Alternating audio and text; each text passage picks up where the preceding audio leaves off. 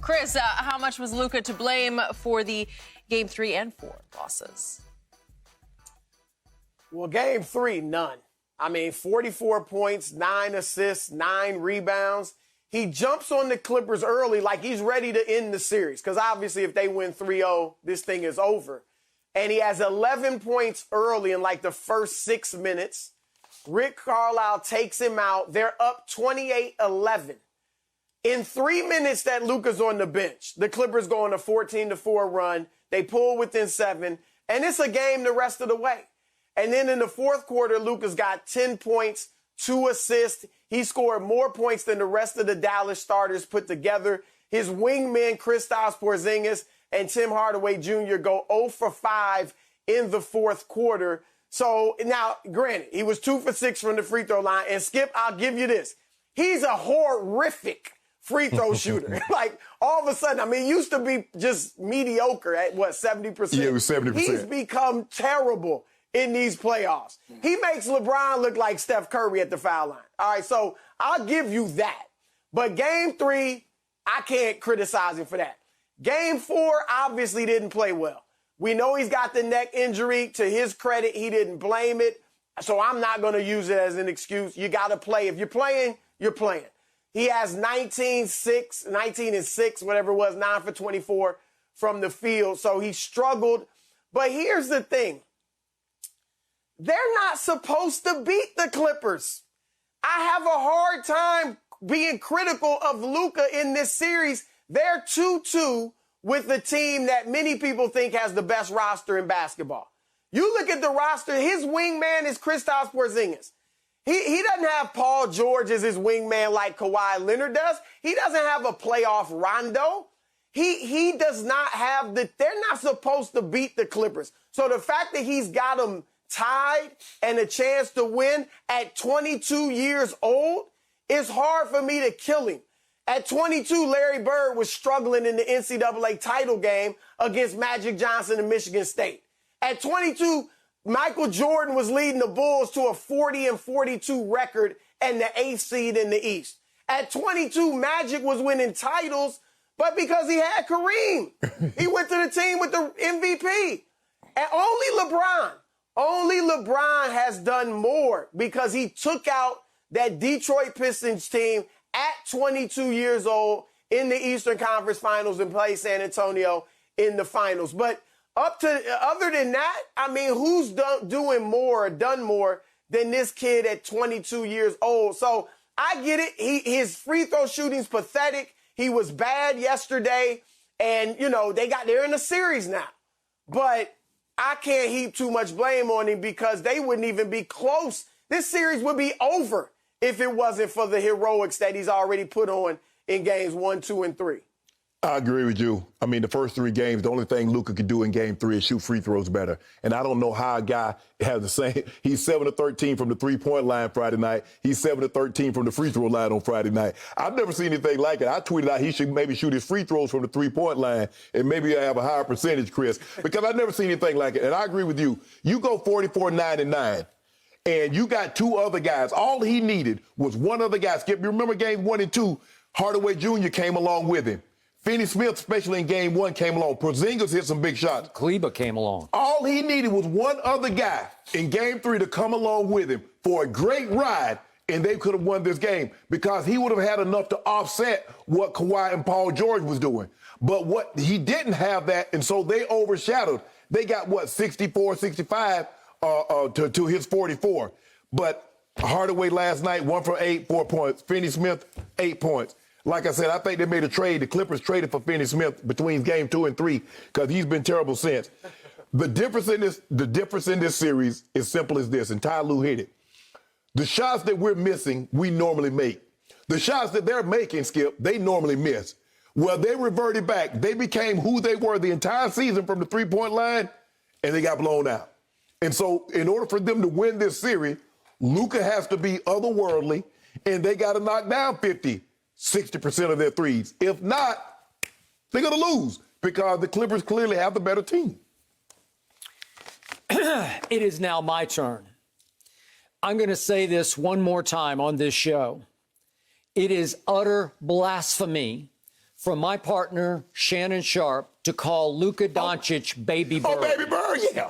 We are all going to get struck by lightning if you continue to do this, because it looked like Luka got struck by lightning at the free throw line. Yeah, he bad. You were disqualified just at the free throw line. He is now 13 of 32 over the 4 games at the free throw line. That's 40.6%.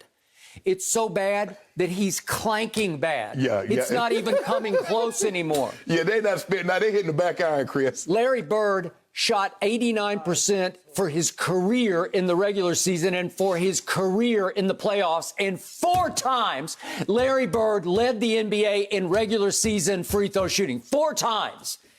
This is beyond pathetic. Now, let me get to the other reason that Luka should be blamed.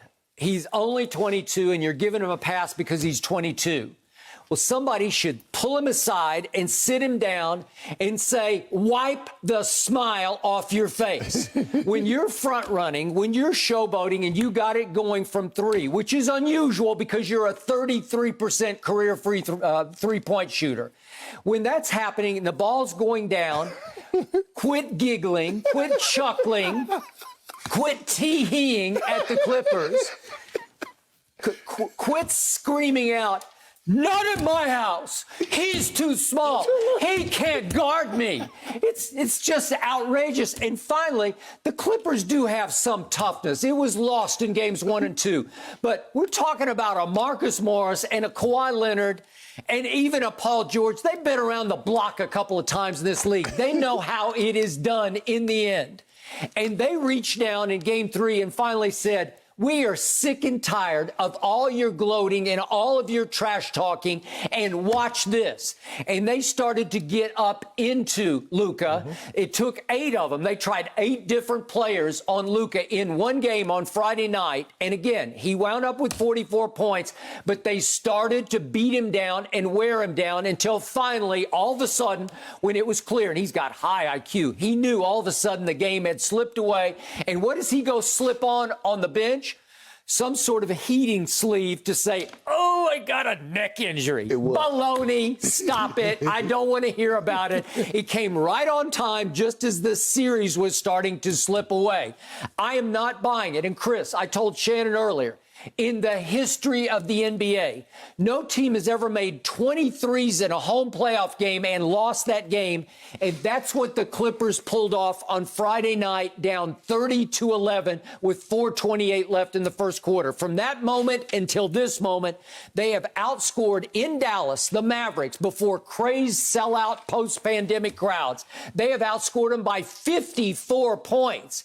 Maybe they finally just got mad and they started locking down on defense because Dallas has not been able to score over the last 7 quarters. Well, you said it, Skip. We're at home. We make 23s, and we still have to win. Where do we go now, Chris?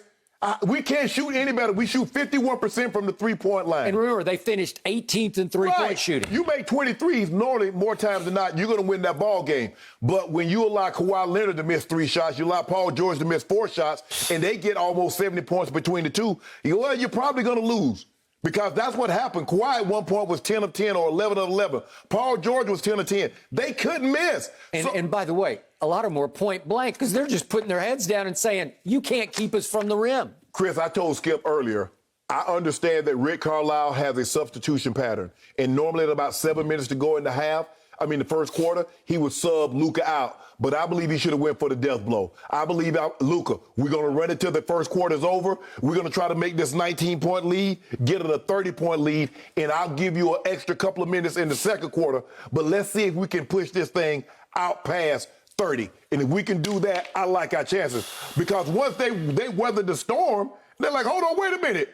We had to have, we only down 4 points. Oh, we're right back in this thing now. It was a whole different ball game. Yeah, I agree, Shannon. And what we're seeing, look, early in the series, they couldn't guard Luka and the Mavericks. Now the Mavericks can't guard them. Kawhi's been spectacular offensively. Skip, one thing I'll say, I do not want Luka to lose his swag. I'm here for all of it. Steph does it. Trae Young does it. LeBron, they all do it. I can't take that swag. Heck, Larry Bird was the biggest trash talker in NBA history. I know, but he didn't laugh at the other team. He didn't laugh after he made a shot.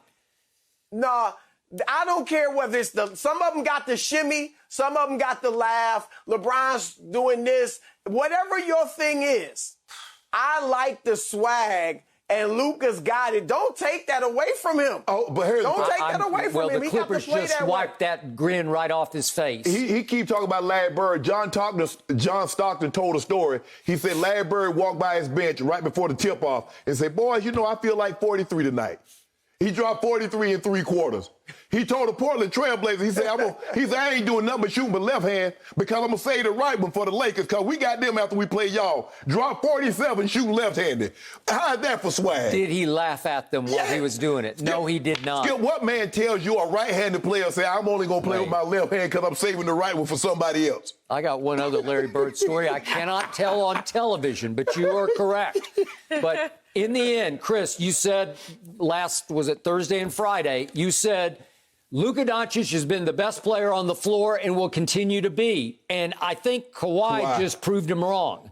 Kawhi's making 63% of his shots and 48% of his threes. Well, you shoot like that, what you going to do? I mean, Kawhi, look, Kawhi's been criticized. You know, I think all of us and others have criticized him. We want to see more. I give him credit. And the whole Clippers team, they've showed a mental toughness that I honestly didn't think they had. After seeing them in the bubble last year, after losing the first 2 games this year to Dallas, look, who knows, but maybe this will be a watershed moment for them. I don't think the series is over. I think, agree. Rick Carlisle's a very good coach. I agree. He's going to adjust to what Ty Lue did, right? When Ty Lue went small, that's a big adjustment. Yep. Rick will adjust to that. So it's not over, but if the Clippers get through this and win a series where they were down 0-2 going on the road, maybe it'll be a watershed moment mentally for them. And, we'll see what they do going forward. All I know is Luka will be just fine on Wednesday night. Watch. Well, I hope so. I mean, 2 days off, it did miracles for Chris Paul. So let's see if it have the same effect for Luka, Chris. Thank you for watching. You can subscribe here to get the latest from the show, and be sure to check out more of the best clips from Undisputed, or go watch a few other segments from our other shows on FS1.